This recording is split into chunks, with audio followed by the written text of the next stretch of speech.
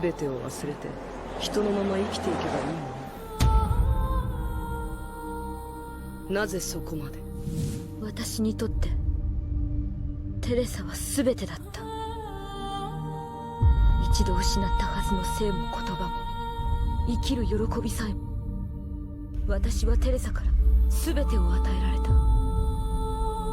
だからこそ私は前に進むしかなかったんだ。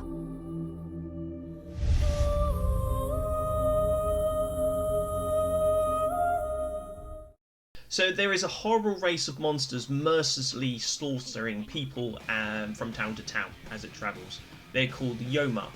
They're very much like werewolves, I'd probably say. They hide in human skin and transform into massive beasts to eat people and spread fear. The only thing that can stand up against them is the Claymore, who are strong enough to fight them with their different techniques. They're powerful female warriors who are gifted with unique strengths. More about that later. Commanded by a cult-like committee, they are tasked to travel and ride around the world to defeat and slay the Yoma. Or so everyone thinks. It gets a bit more complicated than that as the series goes on. However, Claymore are feared just as much as the Yoma are themselves in this series. The Claymore are easily distinguished with their blonde hair.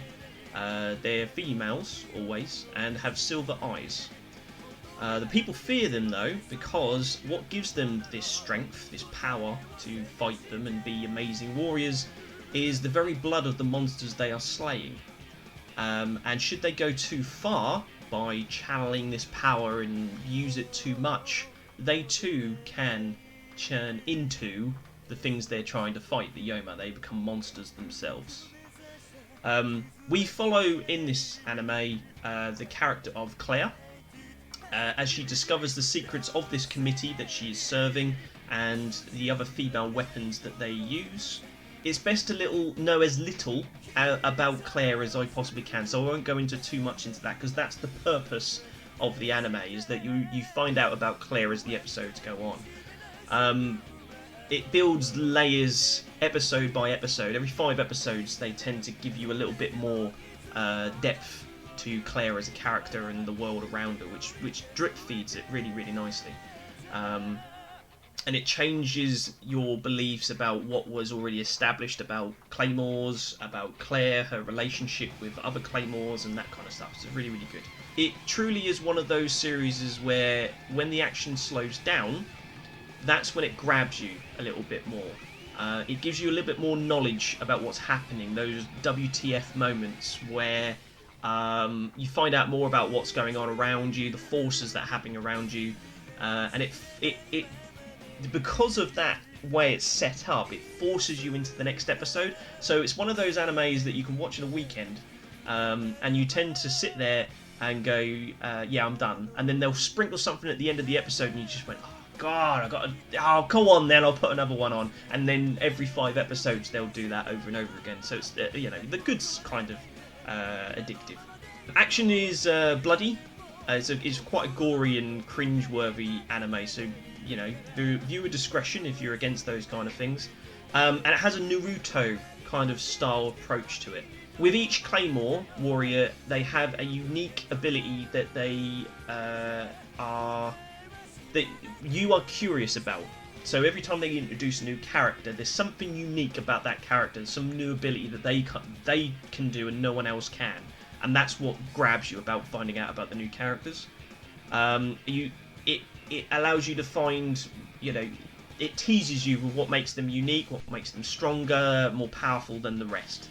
It's one of those animes that goes into in a monologue. So when a new character comes in and does something, you're like, what on earth? How did that happen? It then explains, the character then goes, my power allows me to do this kind of anime, like your Naruto's, like your Bleach kind of animes. And they also give you little bits of story or lore that seem really insignificant. That it's like, why are you telling me this? It doesn't make any sense. And then they'll later on, several episodes down the line, they'll then pick up on that little bit of lore that you mentioned, and it will be a massive impact to the episode, and you'll be like, oh wow, okay, that makes sense. And they do that very, ever so slightly, but just enough to make it really, really good. Claymore does not stray away from what it is. It knows what it wants to be, and it focuses purely on the Claymore and the Yoma. So there are no filler episodes. There are no diverging away from what it is all about. It focuses solely on just that aspect. So where I found with things like Bleach or Naruto, where they go off on tangents, for different reasons. When you're watching Claymore, you know exactly what it's featuring or what you're going to watch. No episodes are wasted. I think that's a valid point. Like I said, there's no filler episodes. However, I'm glad I wrote this down. However, it is worth mentioning that the ending does have a few unanswered questions, and for some people that's a make or break for an anime. So when you do get to the end, it won't tie up everything beautifully. So bear that in mind. If that is one of your biggest anime no-nos, then that could potentially stop you from watching this. Claire. Let's talk about Claire, the main character, for a little bit, not too much. She has a fantastic character arc in this, and she's a great portrayal of this character in the whole of this. As you find out more about her past, how she became Claymore, what she has to do to survive in this harsh world, it can be surprising at times that she is the one the story follows, and I find that quite fascinating. And again, I won't tell you why, but it's very refreshing that she is the one that the story follows, not anybody else.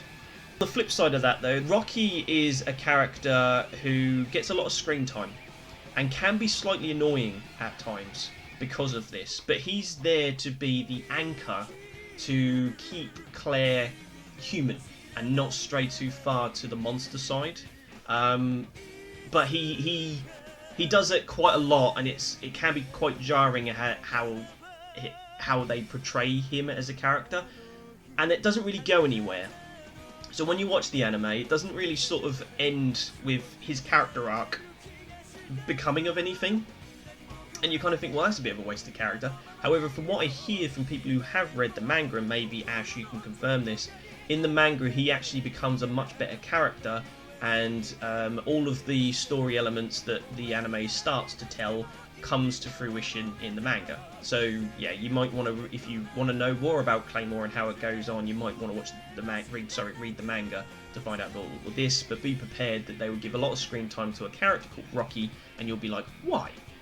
Because it's important down the line. So, best selling point I've got for Claymore is this. If you like, or you've always been interested in things like Dragon Ball Z, or Bleach, or those kind of fight animes, but you don't want to dedicate Naruto, you don't want to dedicate hundreds of episodes of your time into just finding out what it's going to be, or get to the next fight, or anything like that, what Claymore does is it takes that kind of feel to it, that kind of bad guy of the week, who's coming next, charging powers, good fight scenes, that kind of stuff, and it condenses it into 26 episodes.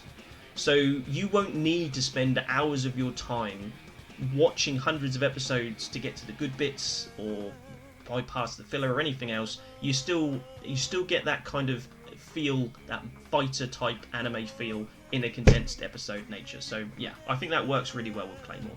And the Claymore anime is 26 episodes long. In my world, I rate that as a medium. I don't think that's too long or too short. That's just about right. I'd rate it a lot higher if it started getting into the 50, 2 season, 3 season type animes, or if it started going into 100, you'd start seeing that bar max out. So as far as commitment is concerned, it's 26 episodes, so average. It's the story is precise, it's focused, it's all about the Claymore and the Yoma. It doesn't stray off into other different directions. So it's like watching Bleach with without the filler. It has the cool character abilities and fights from things like Dragon Ball Z.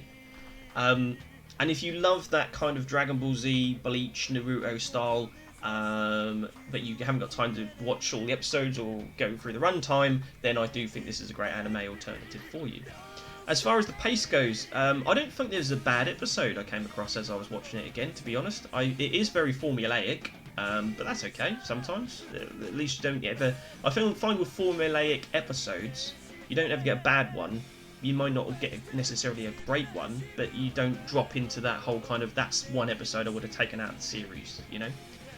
There are times I tried things like Naruto, Dragon Ball Z, Bleach, that kind of thing, and I just found myself going, oh god, please, someone punch somebody else, I'm just so bored. You don't get that with Claymore. Couple that in with Claire's character progression, I do think this is a one-season anime that hits all the right notes with regards to pace. I think, you know, it made me want to watch them all through quite quickly.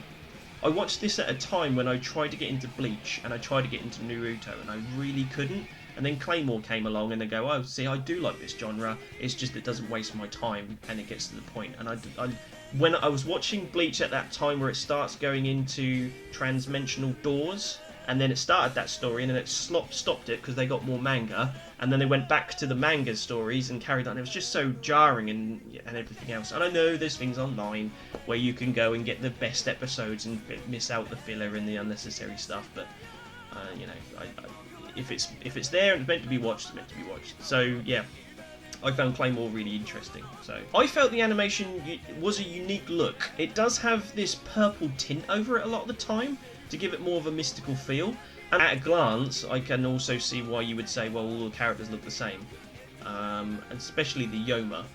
The Yoma, which are the monsters of the franchise, they're not the most interesting things to look at. So maybe, you know, that can be a bit of a problem for some. That, you know, there's just too many like-for-like looking characters. But when things are moving, what I particularly liked about it is that, again, when you're watching other fighting anime, there's lots of this kind of where they jump up and down when they're running, or when they reuse the same type of animation from a previous episode or stuff like that. I found in this there was very little of that, and everything was very unique animation each episode. And when they did something and they showed off their powers, slight spoiler maybe, there's one ability where one character has to twist their arm and can twist it multiple times round and round to sort of wind it up like a corkscrew, and I thought that was the way they did that was really interesting and looked really cool. You know, so that kind of stuff. I like it when an anime takes different frames of animation that keeps them, rather than you know, reuses stuff or takes the shortcuts to get the anime to print faster. You know, the loads of shortcuts to their animation. So I like the way it looks. But there's a lot of impressive impact and movability in the anime, which I particularly liked. Right, moving on to voice acting. It's good enough. It's good enough. I like what the voice actors have done to differentiate every Claymore. It's almost like they knew that every Claymore looks very similar. I mean, they've got different hairstyles, different face shapes, different body types. But because they're all women, all blonde, and all got silver eyes, they do look very similar. And it can be very difficult, nigh impossible, to line them all up and tell, you know, which character is which from time to time. But when soon as you hear them speak, you immediately know that's that character. You know, and I feel the voice actors did really well to differentiate and have a different style of voice for every character. So I like that. I thought that was really good. But for every good point I can give with that, there's just as many in there that sort of bring it down a bit. Like Rocky, I did find his character quite annoying because he didn't go anywhere. And in the manga maybe he did, but in the series he didn't. So when he re-popped up, it was, you know, I understood why he was there, but he didn't have the payoff. So, you know, his voice was a bit whiny, and he didn't quite get that human element for me that I like in a character, where they try to sort of play to your, you know, please don't do this. It came across more mopey than it actually did. So it wasn't so great. The Yomas sound quite creepy, but they do tend to use the normal trope lines like, you know, it's a monster, I'm going to eat the flesh from your bones, and I'm going to kill you in slow and all that kind of stuff. So they don't say anything unique, but they do sound quite creepy from time to time. And like I said, the bone cracking and all that kind of stuff adds to the atmosphere. So the sound is pretty good. The music, though, is very repetitive. There's no standout tracks here, but yeah, so the voice acting does, for the most part, work really well for the Claymores. For everything else in the anime is about average affair. As for the ending, this is probably the most divisive part for many people, sort of advertising it to you. because they didn't, you know, there may have been a plans for a second season, or they may have gone on to, you know, wanted you to read the manga afterwards. Don't know. It doesn't tie everything up neatly in a nice bow. It ends well enough, you know. It sort of gets to a point which is okay. That's good enough, but it doesn't. The main character story plots don't tie up to the point where you go, she did it, or that paid off, or he got what he wanted out and what his quest was all about. It doesn't sort of finish those off so much. So if you're looking for that, if that's a big thing for you in animation, that you want it to be resolute, you won't get that here. However, there's nothing that you can't just sort of explain off with Claire continues her adventures, you know. So if you don't mind that so much, then you're going to get a good enough resolute ending.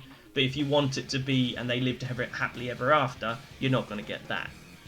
It has been, what, 15 years, I think, since Claymore came out, so I don't think they're ever going to finish it off. So yeah, a bit disappointing that they don't sort of tie it up so much. But like Ash has said, thank you very much, Ash. The manga did carry on for 7 volumes, I think you said, or 7 years. I think you said 7 years, didn't you? Which I didn't know. I knew they were carried on, and there was a lot more in there because my friend read it, and that's how I know about Rocky.